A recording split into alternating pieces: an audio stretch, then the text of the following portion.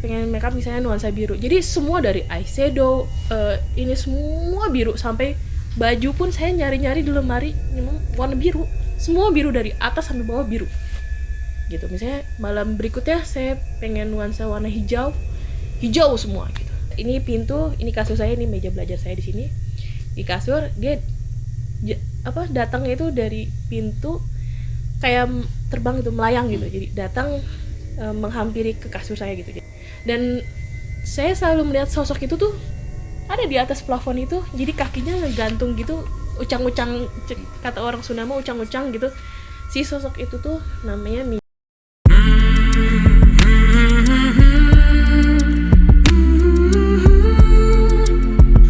Assalamualaikum warahmatullahi wabarakatuh. Salam damai Indonesia. Malam hari ini spesial sekali. Saya ditemani teteh cantik yang memang dia punya cerita, ada kaitannya dengan apa yang sering saya tanyakan sebenarnya. Jadi di salah satu anggota tubuhnya, tepatnya di jidat, ya ada tanda coklat. Jadi saya sering nanyain, itu bekas apa gitu? Apa bekas bacokan atau bekas dulu apalah gitu. Tapi setelah dia sedikit cerita bahwa ini tuh ada semenjak gitu. Nah, lebih lengkapnya lagi biar dia nanti yang menceritakan apa sih yang terjadi gitu. Terus kenapa gitu. Pasti ada sebab akibat atau awal mulanya gitu.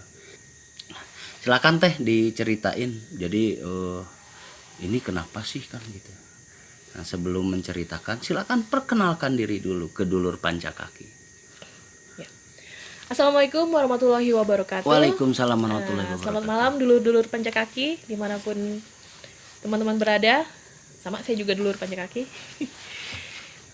Saya Hamidah.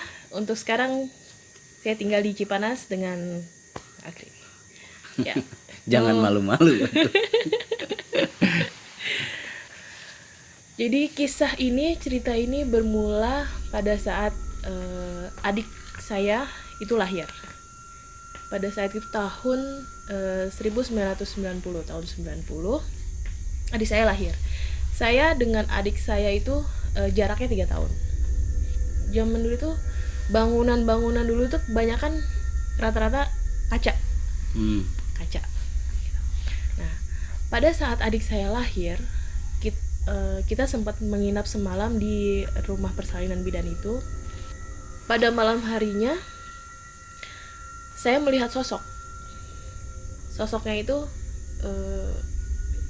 waktu itu lampu ruangan kamar sudah gelap dan di luar pun hanya lampu teras saja gitu. Jadi dan itu dulu masih nggak kayak sekarang, lampu-lampu sekarang kan dulu masih remang-remang lagi. Warna kuning ya kuning kayak gitu. Saya melihat sosok di pintu kaca itu dan kebetulan posisinya, jadi ini pintu kaca, jadi jendelanya itu semua kaca semua. Nah di sini tempat tidur para ininya. Nah di pintu itu saya melihat sosok rambut panjang, dengan dia memperlihatkan tangannya dengan kuku yang panjang-panjang dan tajam-tajam, runcing-runcing gitu begini, dan dengan mata menyala. Selebihnya saya hanya melihat sosok bayangan hitam aja. Itu pertama kali saya melihat sosok yang sudah di situ ya udah, mungkin pada saat itu saya mungkin menangis atau berteriak atau apa, saya juga nggak ingat juga. Kita pulang ke rumah. Dulu rumah saya itu di daerah Kemang, di Jakarta Selatan. Dulu Kemang itu tidak seperti sekarang. Kemang itu jalanannya masih tanah dan rumah jarak antara rumah satu dengan rumah yang lain itu masih ada berjauhan. Ada jarak karena orang Betawi itu biasanya halamannya luas-luas karena banyak pohon itu belimbing banyak. Dulu itu kita pulang dari rumah persalinan ke rumah, dan saya pikir saya hanya bertemu sosok itu hanya di tempat bidan itu aja. Mungkin karena kalau untuk sekarang logikanya ya karena ada bayi baru lahir dan ada darah orang nifas kayak gitu-gitu, mungkin memancing makhluk-makhluk kayak gitu kalau yang saya pelajari gitu. Saya pulang ke rumah, sosok itu muncul lagi. Itu saya melihat dia tuh di sama kayak di tempat bidan. Jadi rumah saya itu jendelanya kaca panjang gitu. Di situ dia.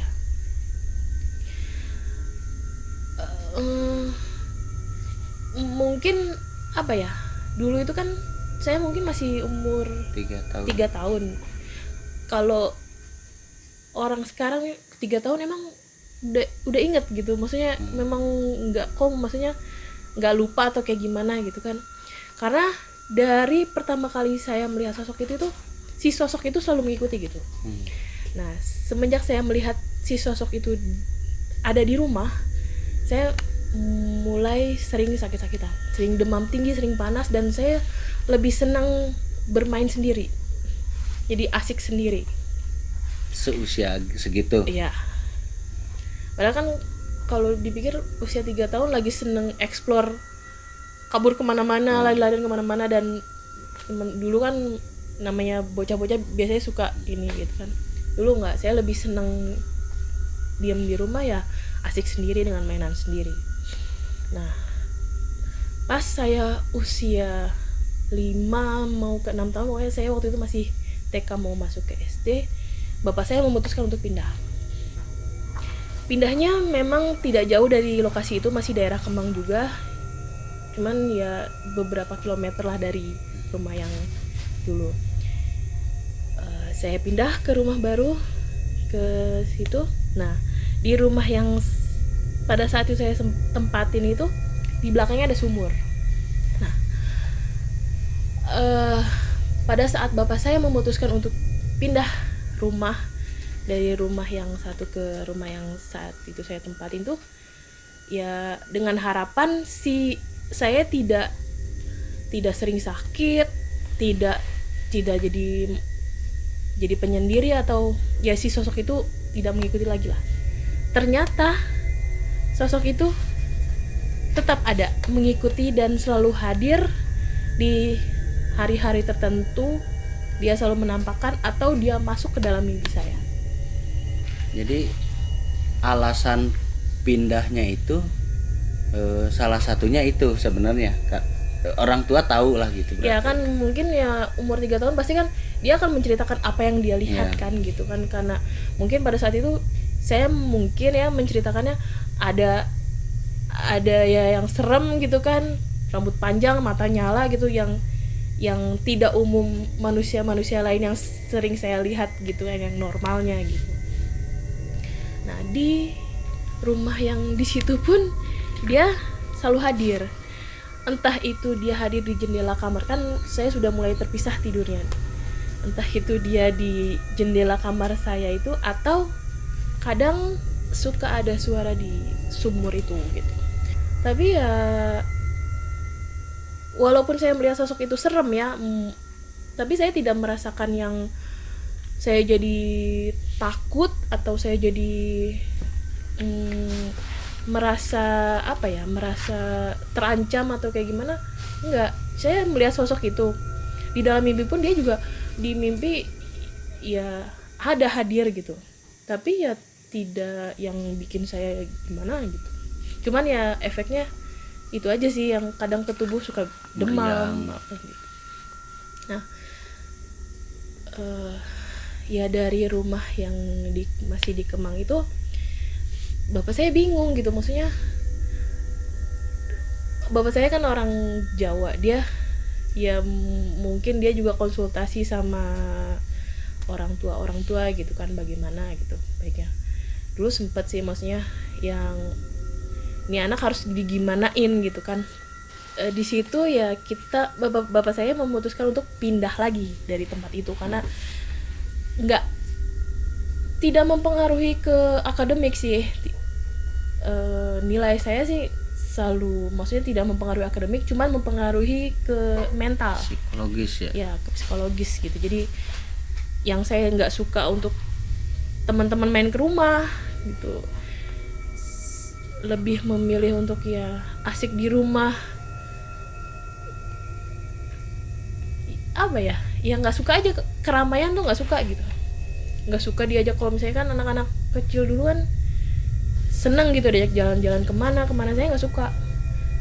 Sampai bapak saya kalau misalnya jalan-jalan ke Pelabuhan Ratu, adik saya ikut gitu, saya lebih memilih untuk diam di rumah, nggak ikut gitu.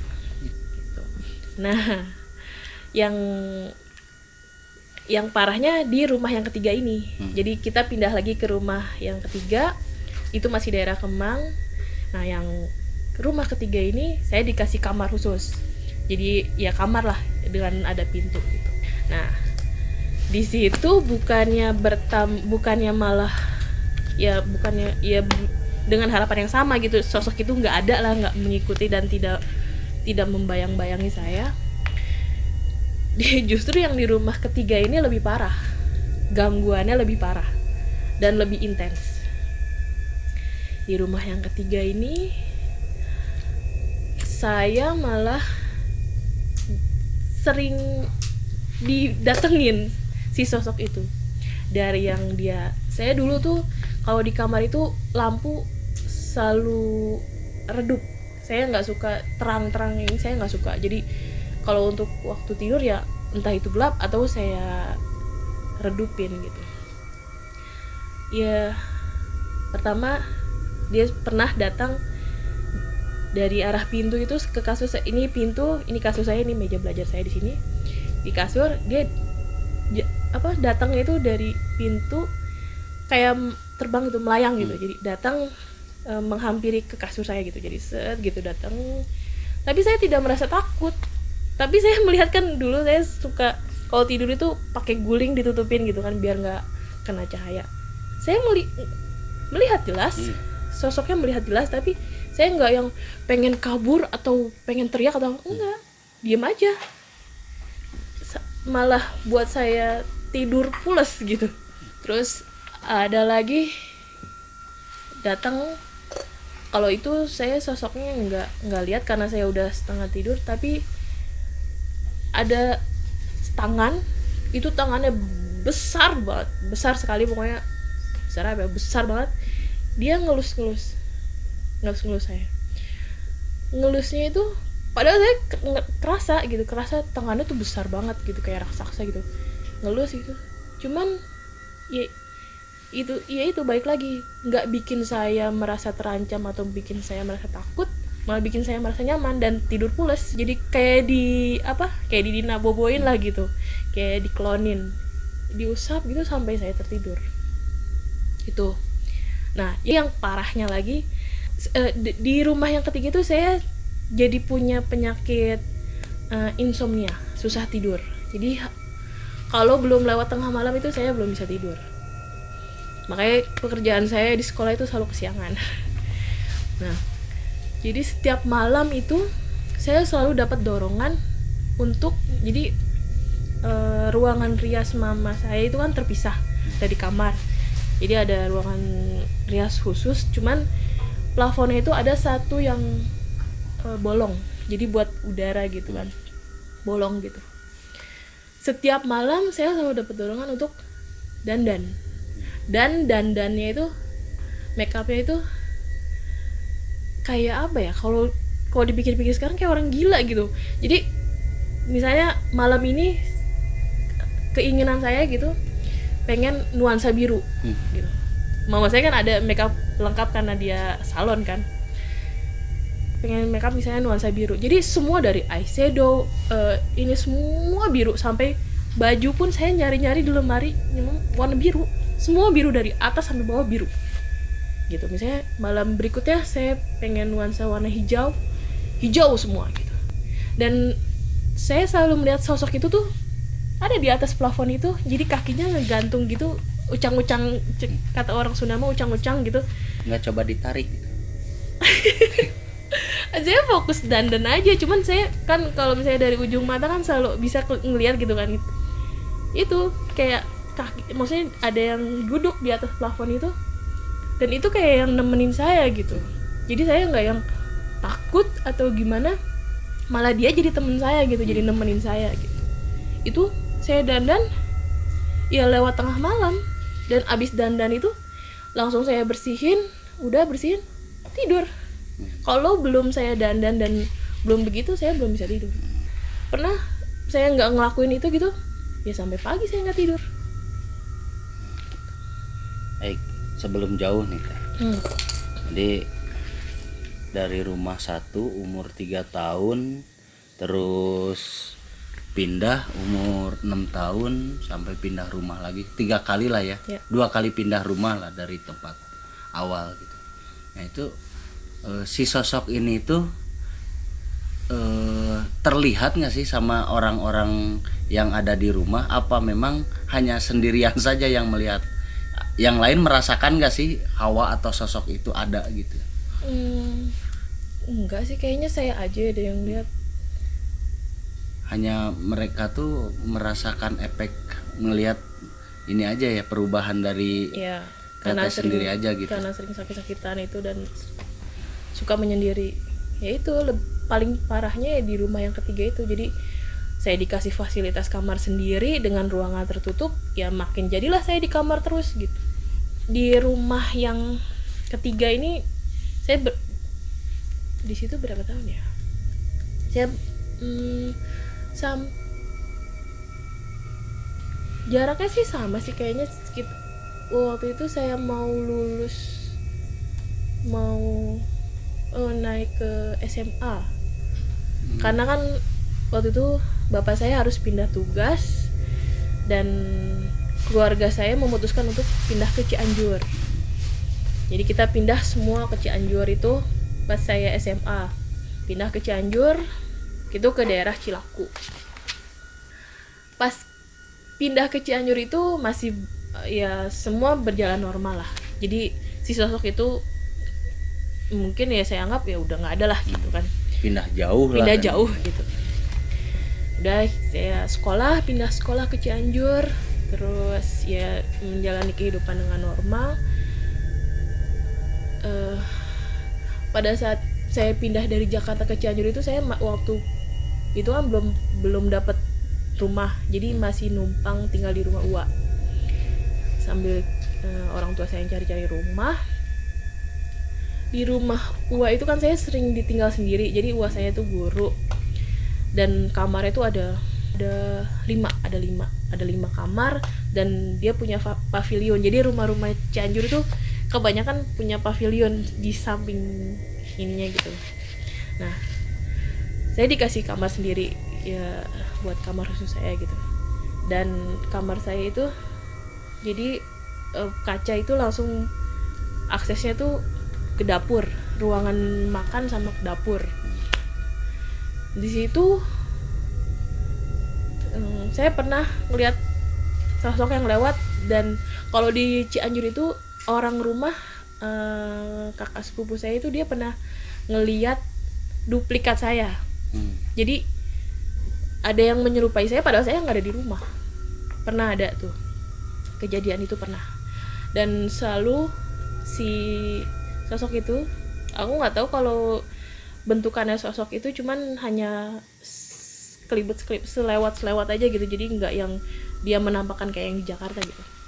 Dan dia keluarnya munculnya dari kamar mandi, jadi kamar mandi ke arah dapur. Nah udah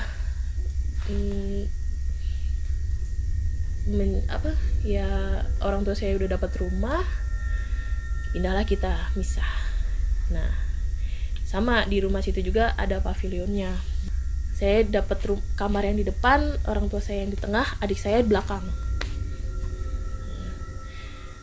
Hawanya di situ yang saya rasain sih memang beda ya. Kalau misalnya dari ruang tengah ke arah ke kamar adik saya itu dinginnya tuh beda gitu. Jadi langsung dingin banget gitu. Cuman ya masih yang nggak ada pikiran apa-apa gitu. Nah ya pas di situ itu saya kan udah SMA kan, udah SMA pindah ke situ. Ya saya udah nggak mikirin lagi si sosok itu lagi, udah lupa lah istilahnya gitu namanya. Apalagi udah besar gitu, punya dunia baru lah gitu istilahnya. Ternyata sosok itu ada lagi. Di situ saya mulai terganggu. Maksudnya maunya apa sih gitu? Kenapa ngikutin gitu? Nah, di situ bapak saya mulai apa ya, kayak manggil orang ya ustadz lah gitu kan, manggil, maksudnya biar dirukyah, takutnya kenapa gitu kan, dirukyah lah di situ. Nah, pernah pada suatu malam itu saya demam tinggi, demam benar-benar jadinya demam. Terus pada saat itu saya ada sahabat saya, teman saya Dewi, kalau masih inget ya, dia yang nemenin saya pada saat sakit. Dan pada saat itu katanya sih, kata mereka yang menunggu saya itu, saya kesurupan. Jadi saya ngomong yang gak jelas gitu. Oh, dan pada saat itu saya dapat sebuah nama. Jadi aku nggak tahu ya itu maksudnya itu benar atau enggak gitu. Cuman saya dapat nama, si sosok itu tuh namanya Midasari. Ya, pada saat itu saya demam dan katanya saya itu mengucap minta baju warna pink. Jadi apapun serba warna pink yang saya sukai, yang istilahnya barang kesayangan saya lah gitu, warna pink. Nah, pada saat itu ya orang tua saya ya nanya kan, pas udah beres kesurupan itu, mereka nanya ke saya, kamu ada baju yang kamu suka nggak, ada baju yang kamu sayangin nggak tapi warna pink gitu. Ya aku kasih kan. Terus ini ikhlas nggak kamu kasih atau kamu buang gitu kan. Ya udahlah, demi maksudnya biar kalau memang itu yang menjadi sebabnya, iya, ya udah lepas gitu kan, maksudnya ya udahlah gitu kalau memang itu ininya. Dan si baju kesayangan itu sama, jadi di depan rumah saya itu, di halaman itu ada pohon jambu dan ada apa sih, tanaman yang besar yang jadi benalu itu, yang ya apa kalau ini kadaka tanduk ya, kayak ya yang panjang ke bawah, ya yang kan? panjang ke bawah itu, kayak itu kan di rumah saya udah besar banget gitu kan, ada yang besar banget itu. Nah, sama itu harus dibuang katanya, aku nggak tahu ya, katanya dia diamnya di situ. Dan akhirnya si baju warna pink itu dan si tanaman kadaka itu dibuang ke salah satu sungai di jembatan yang jauh dari rumah. Ya, semenjak saat itu gangguan dan si sosok itu tuh mulai nggak terlalu, maksudnya mulai nggak datang, nggak ada lah ya, mulai nggak ada. Jadi dan saya pun mulai melupakan lah. Biasanya kan suka, mungkin karena sugesti dia ada, jadi masuk ke kepala tuh ada gitu. Ini mulai menghilang lah, di kepala juga mulai menghilang, dan si sosok itu juga mulai nggak ada.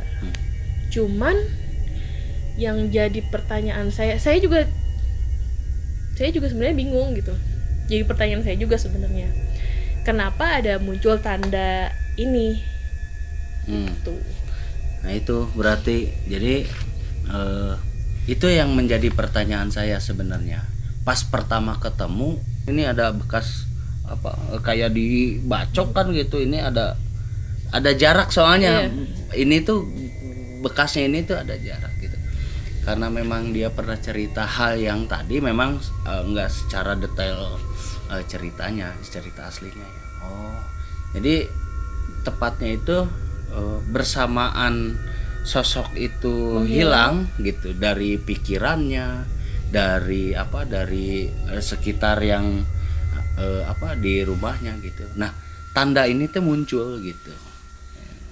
Tapi setelah itu, apakah misalkan itu kan SMA, pas kuliah, apakah sosok itu datang lagi sesekali atau memang hilang sama sekali gitu? Hilang Sama nggak ada sekali. sama sekali sampai detik ini. Sampai di pada waktu zaman kuliah kan saya pernah ikut pengajian ya. Pasti setiap orang yang baru pertama kali ketemu saya, pasti tujuan fokus pertamanya mereka, first impressionnya mereka itu pasti ke sini. Pasti mereka dalam hati pasti itu bertanya-tanya, itu orang kenapa gitu. Ini ada tanda ini, entah itu ini, maksudnya mereka yang mikirnya ini tanda dari lahir gitu. Pernah jatuh kan gitu. Makanya pasti setiap orang yang pertama kali ketemu saya pasti yang ditanya ini kenapa gitu. Saya pernah nanya ke Pak Ustadz, Pak Ustadz ini bisa dihilangin gak sih gitu. Kamu tanya sama diri kamu sendiri, ini kenapa katanya gitu. Ya udah. Ini kan Teh, jadi tadi saya sudah ketemu lah jawabannya. Nah tinggal banyak hal yang memang sekarang lebih ke sosoknya ini. Pernah nggak sih keluarga besar atau misalkan pas gedenya gitu terbesit untuk bertanya gitu, sosok ini itu dia selalu datang dari mulai umur 3 tahun gitu. Biasanya kan anak kecil mah wajar lah lihat yang kayak gitu kan wajar gitu, karena dia sensitif kan gitu. Tapi dia malah ngikutin sampai SMA dan gitu. Nah pernah bertanya nggak sosok itu tuh apa gitu, atau misalkan ada hubungan apa atau gimana gitu? Pernah nggak sih bertanya ke arah sana gitu? Untuk bertanya ke arah situ pernah. Katanya ya dia itu penjaga saya katanya, cuman aku nggak tahu ya itu maksudnya penjaga dalam hal apa dalam artian apa aku nggak tahu gitu. Katanya sih dia penjaga saya, kamu bisa berinteraksi sama dia, mengajak ngobrol dia, tapi dengan bahasa batin ya kan kalau sama sosok kayak gitu kan batin omongannya. Kamu bisa ngajak ngomong si sosok itu dengan lewat batin kamu, cuman mikir-mikir pas waktu itu pas waktu itu kan saya udah SMA kan, saya nanyain kayak gitu ya buat apa gitu kan, ngajak ngobrol yang kayak gitu ngapain gitu, sangka gelo mungkin. sangka orang gila nanti. Nah itu dulur Pancakaki, jadi ternyata gitu ada ceritanya gitu. Jadi bekas di sini tuh bersamaan dengan hilangnya sosok itu, entah bagaimana lah, semua dikembalikan kepada Allah Subhanahu wa Ta'ala yang memang punya kuasa semuanya gitu. Nah, jadi tidak usah disimpulkan apa-apa kan gitu, hanya kita ambil saja hal-hal yang positifnya saja. Mungkin ada tambahan apa Teh, atau ada pesan atau apa gitulah, silahkan.